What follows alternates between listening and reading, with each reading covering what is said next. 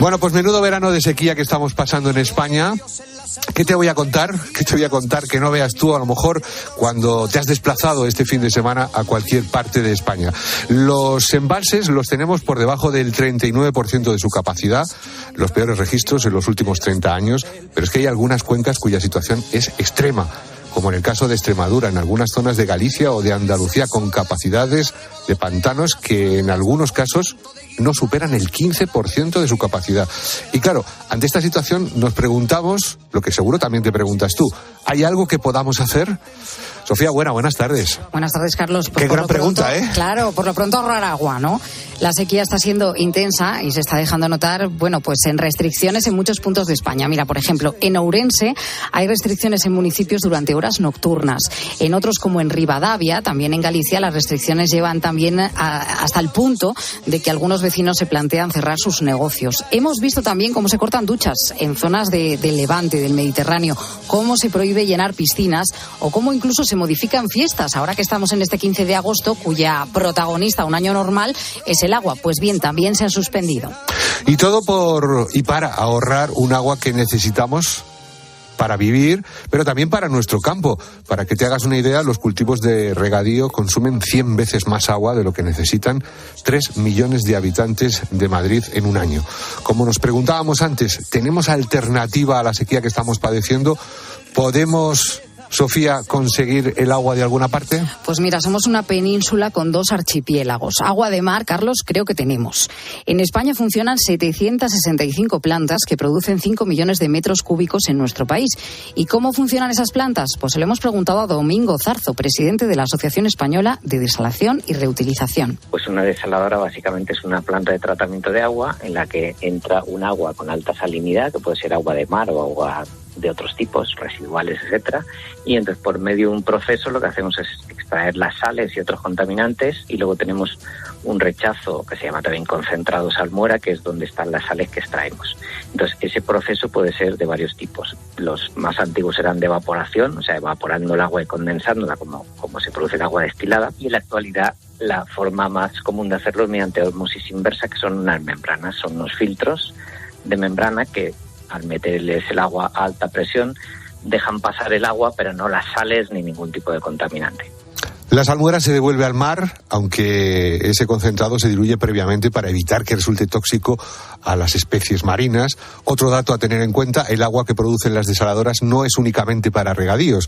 A través de este proceso de ósmosis inversa, las plantas producen aproximadamente el 9% del agua potable en España. Un agua que sale sin minerales y a la que después se le añaden componentes para que su consumo sea más que óptimo. Para agua potable, cumpliendo con la legislación de aguas potables, la remineralizamos, le añadimos calcio, y luego tenemos que clorarla porque la ley española y europea de agua potable nos dice que el agua que va por la red tiene que estar clorada. Pero el agua es de tan buena calidad que casi podemos preparar agua a la carta, o sea, porque sería como una agua mineral de bajísima salinidad, ¿no? de las menos mineralizadas que hay en el mercado. Fíjate, agua a la carta.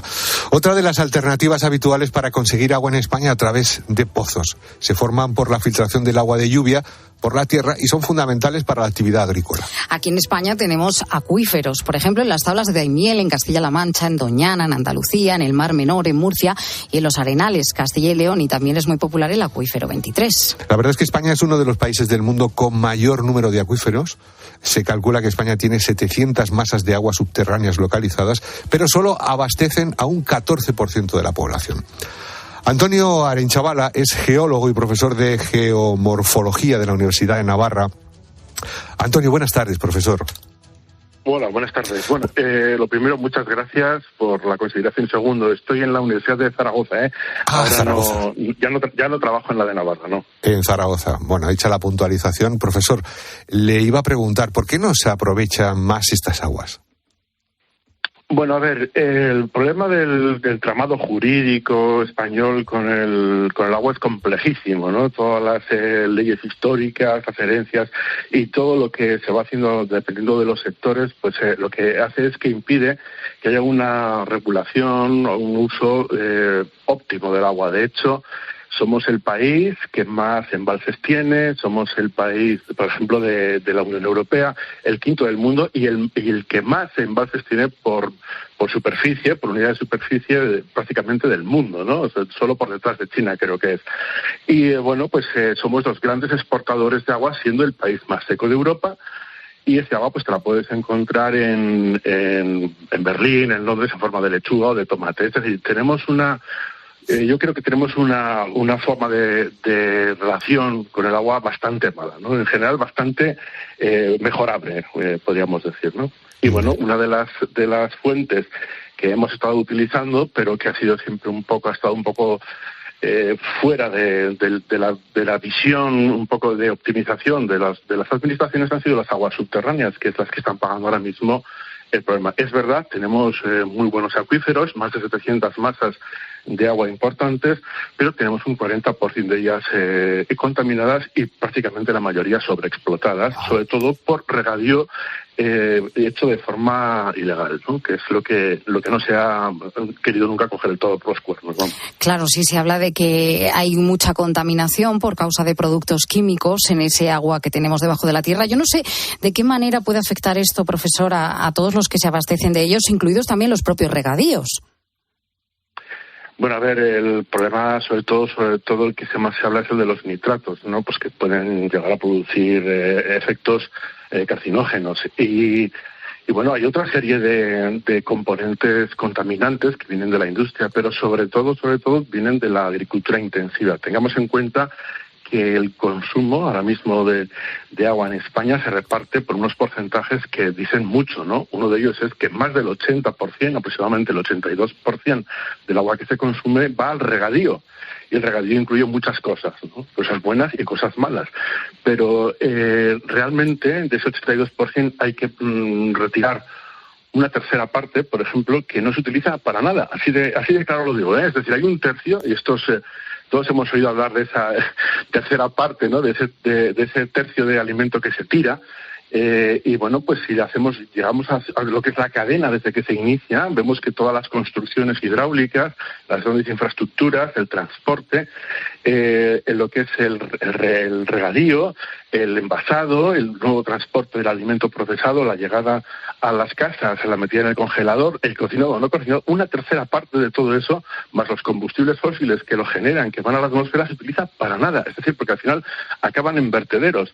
Es decir, somos muy ineficientes con todo esa tercera parte que en Occidente, en países de Europa, de la OCDE o de Estados Unidos, si pudiésemos utilizarlos, tendríamos comida para más de toda la población mundial durante 10 años. Bueno, esto tenemos que revisarlo. Por eso decía que somos muy ineficientes. Y luego lo que queda del 20%, es decir, el otro 20% se utiliza para otras cosas, entre ellas aproximadamente entre un 12 y un 15%, y a la baja para el uso de casa, que es el sobre el que se están poniendo el microscopio, ¿no? La lupa, ¿no? Es decir, que por mucho que hagamos los usuarios normales con las duchas, etcétera, somos como mucho un 15% del agua que se utiliza. Es decir, que tenemos que mirar a ver qué hacemos con el regadío, ¿no? Ojo, pues lo ha dejado, profesor, bastante claro. Hay que darle un poquito la vuelta a toda esta situación. Antonio Arenchabala es geólogo, como os decía, profesor de geomorfología en la Universidad de Zaragoza. Gracias por estar con nosotros. Un abrazo fuerte y feliz fiesta. Felices fiestas, muy bien, gracias. Bueno, desde tiempos inmemorables hemos soñado con hacer llover o que deje de hacerlo cuando lo necesitamos. Y si no, que se lo digan a las clarisas, ¿no? ¿Qué me dices, Carlos, de esos huevos? Hombre, ¿cuántas bodas han salvado? La mía, para empezar. Infinidad de ellas. Lloviendo el día de antes, lloviendo el día después, y ese día, pues no llovió. Es una de las técnicas de las que más se habla ahora para eso, pues para que llueva. Te cuento que es la siembra de nubes. En Emiratos Árabes recurren a flotas de drones para sembrar nubes y generar lluvias artificiales. En Estados Unidos, varios son los estados que están recurriendo a este tipo de prácticas para combatir la sequía. Y en China ya hay aprobados multitud de programas para aplicar esta técnica. Bueno, ¿en qué consiste esta técnica? ¿Puede ser una solución a largo plazo contra la falta de lluvias? Se lo vamos a preguntar al profesor de la Universidad de Alicante, profesor de Geografía y Climatología, Jorge Olcina. Jorge, profesor, buenas tardes. Muy buenas tardes, ¿cómo estás? ¿Qué tal, amigo y compañero? Bueno, ¿en qué consistiría este sistema, esta herramienta de sembrar las nubes? Pues mira, se trata precisamente, la palabra lo dice, ¿no? Se trata de inyectar a una nube que está en formación una serie de lo que llamamos núcleos de condensación. ¿Qué es eso? Son esos núcleos microscópicos en donde se condensa el vapor de agua que puede haber en la atmósfera para formar una gota de agua, ¿no? Y cuanto más sembremos, en teoría, pues más cantidad de agua podríamos producir, ¿no? En realidad eso es la teoría, la práctica es mucho más compleja, Carlos, porque la formación de la gota de agua, ¿no? De la lluvia, como conocemos popularmente, pues necesita unos parámetros atmosféricos muy singulares, ¿no?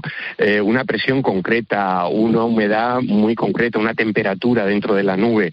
Y no siempre es fácil obtener las condiciones ideales como para poder soltar un cohete o desde un avión lanzar esa siembra, ¿no? Esos cristalitos de yoduro de plata o de diatomita para poder generar esa lluvia, ¿no? Por tanto, bueno, es un proceso muy complejo, ¿no? Lo decís muy bien, se están haciendo experimentos pues en países que están aportando mucha cantidad de dinero, los Emiratos Árabes, China, Estados Unidos, en tiempos también la Unión Soviética, Israel también lleva a cabo experimentos de este tipo, pero los resultados que se obtienen no son muy importantes, ¿no? Para la inversión tan cuantiosa que requiere un experimento de este tipo, ¿no? Jorge, en España hemos experimentado con técnicas parecidas, pero casi para todo lo contrario, ¿no? Para que no llueva, o sobre todo para que las tormentas no caigan en el granizo, ahora que viene la época de la vendimia. Yo sé que hay muchos lugares en Cataluña y en Aragón que durante años se oían disparos al aire para romper esas nubes. No sé si esto también puede tener repercusiones sobre el clima. Bueno, el mecanismo es verdad, lo comentáis muy bien, el mecanismo es el mismo que el de la generación de lluvia. En este caso lo que se hace es intentar inyectar cuanto más núcleos de condensación artificiales para que haya más gota de agua y menos piedra de granizo, ¿no? Cuanto más núcleos de condensación, el granizo, en caso de formarse, sería de pequeño tamaño, ¿no? Y sí, en España es verdad que desde los años 60 empezaron ya los lanzamientos de cohetes, primero, luego se implantaron una serie de estufas de yoduro de plata, cuando se daba el aviso de posibilidad de tormenta, pues se encendía la estufa con esos cristales de yoduro de plata para intentar disgregar, minimizar el granizo, ¿no? Como bien decíais. Estas prácticas han ido en declive desde los años 80, que hay seguros agrarios, pues han ido a menos. Es verdad que todavía hay zonas del Valle del Ebro, de Cataluña, de Aragón, de Navarra, que siguen empleando, ¿no? Este tipo de estufas de yoduro de plata. Pero ya digo, los efectos que se consiguen son mínimos, ¿no? A veces incluso tiene el efecto contrario, que cuanto más siembras, pues luego te cae a veces más granizo y en función de las condiciones, granizo de tamaño que te destroza la... Claro. No, y lo que decíais, tiene efecto, bueno, el yoduro de plata es un contaminante, ¿no? Eso está claro.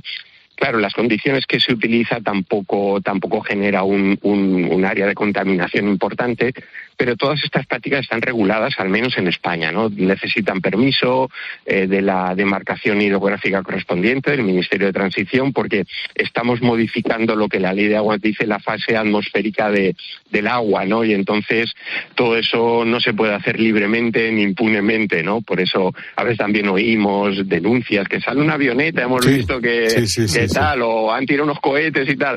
Bueno, eso en teoría está penalizado, no se puede hacer, a no ser que efectivamente haya obtenido un permiso para llevar a cabo este tipo de prácticas. Bueno, Jorge, pues se nos presenta por delante unas semanas, incluso meses bastante complicados. No sé si la danza de la lluvia que hacían los indios americanos nos va a servir de algo en este caso, pero habrá que probar, ¿no? Sí, está la cosa complicada, ¿no? Y además en las sequías lo que decimos es un riesgo silencioso pero constante, ¿no? Va continuamente desarrollándose porque vemos que no llueve, un día sí otro también, las reservas se van gastando y bueno, pues ahí aparecen los problemas, ¿no? Está siendo bastante duro ya en el sur peninsular, ahí sí que haría falta que cayera pues 1 o 2 semanas de lluvia muy buena, pero es difícil. En las próximas semanas, como bien comentabais, los pronósticos no nos hablan de nada de esto, pueden desarrollarse algunas tormentas, pero eso no soluciona un déficit como el que ya desde el año pasado venimos arrastrando en España, ¿no? Jorge Olcina, profesor de Geografía en la Universidad de Alicante, catedrático de Climatología, gracias como siempre y un abrazo fuerte. Un fuerte abrazo, feliz fiesta. Bueno, pues nada, habrá que lanzar a la Virgen. Claro, ya que estamos hoy en la festividad de la Asunción, pues a pedir. Bueno, también te digo una cosa, Sofía, me puedo poner yo a cantar, ¿eh? Me puedo poner Así a cantar. Que mejor no. Mejor de momento, eso ya como último recurso. Gracias, Sofía. Gracias. Hasta dentro de un ratito. Herrera en COPE.